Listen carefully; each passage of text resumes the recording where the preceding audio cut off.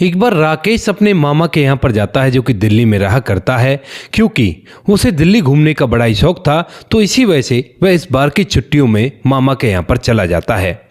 अब जैसे वो मामा के यहाँ पर जाता है तो उसके बाद वहाँ पर जाने के बाद मामा के पड़ोस में एक घर होता है, जिस घर के ओनर का नाम होता है सोनू।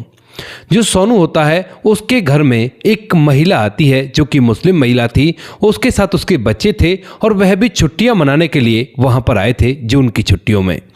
लेकिन जैसे ही वो बच्चे वहां पर आते हैं तो यहाँ पर राकेश को ये बात बड़ी अजीब लगती है और उसके बाद फिलहाल तो वह कुछ नहीं कहता, लेकिन कुछ दिनों बाद यहाँ पर जो ये बच्चे होते हैं वो उस घर के लड़के से, जिसका नाम सोनू होता है, उसे मामू मामू जान कहकर पुकारते हैं। और यहाँ पर जो मुस्लिम महिला होती है वह भी उसे भाई भाई कहकर पुकारती है।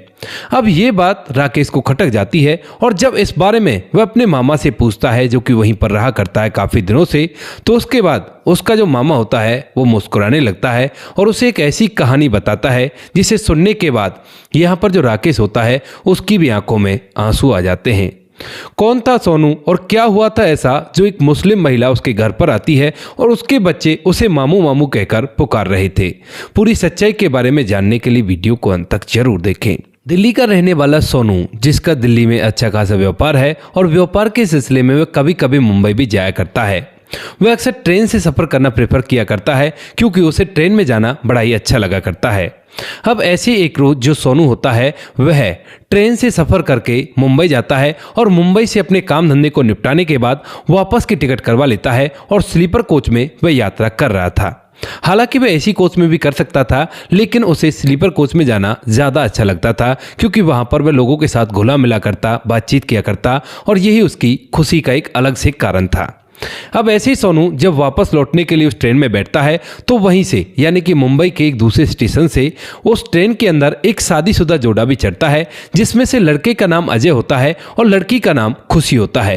अब अजय और खुशी दोनों के दोनों उस ट्रेन में चढ़ जाते हैं, लेकिन यहाँ पर जब वे सोनू के सामने वाली टी सीट पर बैठते हैं तो यहाँ पर सोनू को उन दोनों को देखकर बड़ा ही अजीब सा फील होता है, क्योंकि यहाँ पर जो अजय था वह चारों तरफ बड़ी ही गहरी निगाहों से देख रहा था। खुशी सेमी सी डिब्बे में बैठी रहती है और इधर उधर लोगों की तरफ अजीब निगाहों से देख रही थी। जब भी कभी वह किसी की तरफ देखा करती तो यहाँ पर जो अजय होता है उसकी तरफ घूरा करता है और मानो कि आंखों ही आंखों में उससे कह रहा हो कि तू अगर ऐसे देखेगी तो फिर देख मैं तेरा क्या करता हूं। जब खुशी अपने पति की तरफ देखती है तो उसके बाद आंखें नीचे कर लेती है और यहाँ पर पूरे डिब्बे के अंदर कोई किसी से कुछ कह तो नहीं रहा था, लेकिन सभी को ये बात महसूस हो गई थी कि खुशी का जो पति है वो काफी ज्यादा शक्की इंसान है। यानी कि हुआ करते हैं ना कि बहुत ज्यादा शक करने वाला हस्बैंड, इस तरह का वो हस्बैंड उसको जान रहे थे। अब इसके बाद यहाँ पर जो सोनू होता है वह भी खुशी को देखता है और उसके बाद उससे कहने लगता है कि आप कहाँ जा रहे हो। अब इस बात को सुनकर खुशी एकदम से सहम जाती है, लेकिन तभी जो अजय होता है वो कहता है कि तुम्हें क्या मतलब, हम कहीं भी जाएं, ये ट्रेन कोई तुम्हारे बाप की थोड़ी ना है। अब इस बात को सुनकर सोनू को बड़ा ही अजीब लगता है क्योंकि वह ट्रेन में ही यात्रा किया करता है, लेकिन अक्सर ऐसा कोई उसे नहीं मिला जिस तरह से आज उसके साथ अजय कर रहा है। उसके बाद अजय भी चुप हो जाता है और वह भी समझ जाता है कि ये एकदम से पागल इंसान है, इसके मुंह लगकर कोई भी फायदा नहीं है। धीरे धीरे समय बीतता है और समय के साथ साथ यहाँ पर इस ट्रेन के अंदर जब रात होती है तो रात के समय अजय ऊपर सो जाता है और खुशी नीचे सो जाती है और उसके सामने वाली सीट पर जो सोनू था वह सोया हुआ था। अब सोनू के दिमाग में ये बात बार बार घूम रही थी कि ये लड़की काफी ज्यादा परेशान है, शायद इसके पति की वजह से तो इतना नहीं है, क्योंकि उसके चेहरे पर एक अजीब सी घबराहट और एक अलग सा एहसास दिखाई दे रहा था। उसके बाद यहाँ पर जो सोनू होता है जब वह देखता है कि रात के 9 बज चुके हैं और सभी लगभग सो ही गए हैं और कोई कोई बंदा ही जाग रहा है, तो उसके बाद वह उसके पति की तरफ देखता है, यानी कि अजय जहां पर ऊपर सोया हुआ था, तो खड़ा होकर एक बार उसे देखता है और जब वह कंफर्म कर लेता है कि यहाँ पर खुशी का जो पति है वो सो चुका है, तो उसके बाद दोबारा से अपनी सीट पर लेटता है और लेटने के बाद यहाँ पर खुशी से इशारे में बात करने लगता है। खुशी भी सोनू की तरफ देखती है, लेकिन उसकी बातों का कोई जवाब नहीं देती है। सोनू पूछता है कि ये बताओ आप कहाँ जा रही हो और कौन है ये व्यक्ति, क्या सच में ही तुम्हारा पति है क्या? तो यहाँ पर जो खुशी होती है वो ऊपर की तरफ देखकर एकदम से चुप रह जाती है और यहाँ पर जो सोनू है वो समझ जाता है कि ये बात तो करना चाहती है लेकिन पति कैसे डर है। तो उसके बाद यहाँ पर जो सोनू होता है वह इशारों में उसे वॉशरूम की तरफ आने के लिए कहता है और उसके बाद वह खुद उठकर जब चला जाता है उस तरफ, तो थोड़ी देर बाद जो खुशी होती है वह भी वॉशरूम की तरफ चली जाती है। अब जैसे ही खुशी वॉशरूम की तरफ गई थी तो यहाँ पर जो सोनू होता है वो उसे खड़ा हुआ मिल जाता है और उसके बाद जो सोनू होता है उससे पूछने लगता है कि देखो बहन, मेरा कोई गलत इरादा नहीं है तुमसे बात करने का, मैं बस केवल ये जानना चाहता हूँ कि तुम्हारा पति ऐसा है उस वजह से तो तुम इतनी परेशान नहीं लग रही, मुझे लगता है कि तुम और भी किसी बात को लेकर परेशान हो। तो उसके बाद यहाँ पर जो खुशी होती है वह एकदम से फूट फूट कर रोने लगती है और रोते हुए उससे कहती है कि हाँ भैया, आपने सही पहचाना, बिल्कुल मैं इस बात से केवल परेशान नहीं हूँ और भी बहुत बड़े गम है मेरी जिंदगी में और उनको लेकर परेशान हूँ। इसके बाद यहाँ पर जो सोनू होता है उसे दिलासा देता है और कहने लगता है कि क्या हुआ, तुम बताओ तो सही, कोई भी परेशानी है उसका हल हो जाया करता है, लेकिन तुम इस तरह से रो मत। उसके बाद यहाँ पर जो खुशी होती है वो एक ऐसी बात कह देती है जिसे सुनने के बाद सोनू पूरी तरह से हिल जाता है।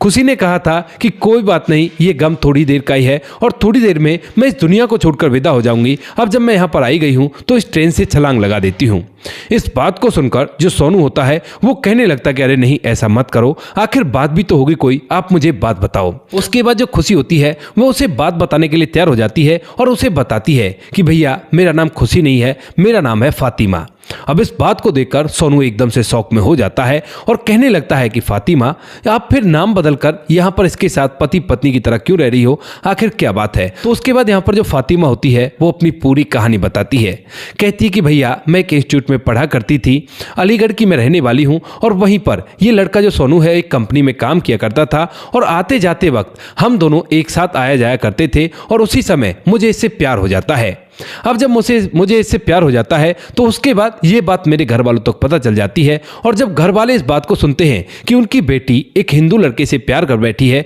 तो उसके बाद यहाँ पर जो मेरे घर वाले होते हैं वो मेरे इंस्टीट्यूट जाना बंद कर देते हैं और उसके बाद मुझे तो इससे प्यार हो गया था और मैं इसके बिना नहीं रह सकती थी। इसी वजह से मैं कैसे भी करके इसे कॉन्टैक्ट करती हूँ और जब मैं इसे कॉन्टैक्ट करती हूँ तो ये मुझे अपने घर से भागने के लिए बोल देता है। उसके बाद मैं इसके कहे अनुसार अपने घर वालों को छोड़कर वहां से भाग जाती हूँ और जब घर वालों के पास से मैं भाग गई थी तो उसके बाद ये मुझे लेकर एक दूसरे शहर में चला जाता है और जब मेरे घर वाले मेरे पास फोन करते हैं तो उसके बाद मुझे वार्निंग दे देते हैं कि हमारी तरफ से आज से तू इस दुनिया में है ही नहीं और तू जहां है वहीं पर रह, हमें तुमसे कोई भी मतलब नहीं है, वापस से लौटकर हमारे घर पर मत आना। मैं भी घर वालों से बोल देती हूँ कि कोई बात नहीं, मैंने प्यार किया है और अपने प्यार के साथ मैं अपनी जिंदगी को बिता लूंगी। ऐसा कहकर मैं घर वालों से ताल्लुकात तोड़ देती हूँ और उसके बाद इसके साथ ही रहने लगती हूँ। लेकिन उसके बाद जब इसे पता चल जाता है कि इसके मायके वाले से कोई भी ताल्लुकात नहीं रख रहे हैं तो उसके बाद ये अपना असली रंग दिखाने लगता है। यह छोटी छोटी बातों को लेकर मुझे परेशान किया करता और उसके बाद धीरे धीरे थोड़ा बहुत शराब भी पीने लगता है।